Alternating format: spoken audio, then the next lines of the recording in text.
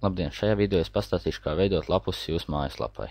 Dodamies uz administratīvo sadaļu, izvēlamies sadaļu lapuses, nospiežam pievienot lapusi, un te mēs ierakstīsim jaunās lapuses nosaukumu.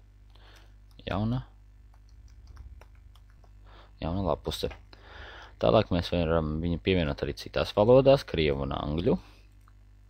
Un zemāk mēs redzam iespēju pievienot tekstu. Pievienosim kaut kādu veidu tekstu. Par tekstu labošanas un citām iespējām pastāstīsim citā video.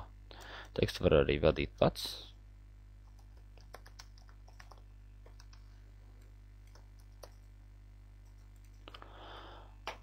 Un, kad ir savadīts teksts, nospiežam podziņu saglabāt.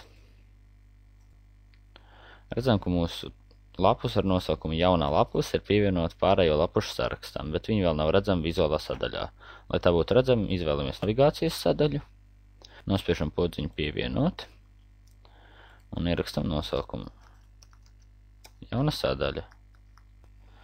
Kā dokumentu mēs noradīsim tikko izveidoto lapusi, no lapušu saraksta jauna lapuse.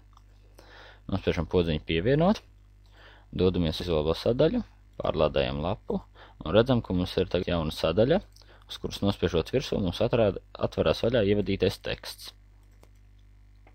Lai šo tekstu labotu, mēs atkal dodamies uz administratīvo sadaļu, nospiežam podziņu lapuses, izvēlamies mūsu lapusi ar nosaukumu jauna lapuse, un te mēs varam kādu daļu tad no teksta izdzēst vai labot.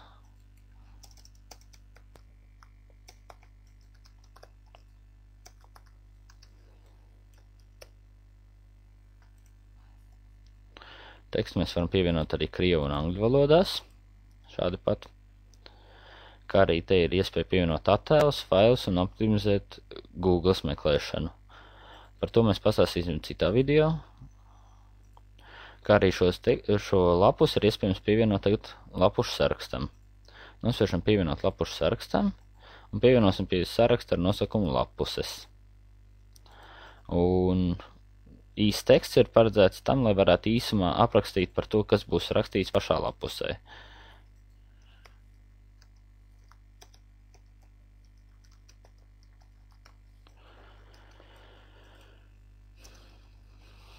Tā, tagad mēs esam izmaiņas veikuši, nospiežam podziņu saglabāt,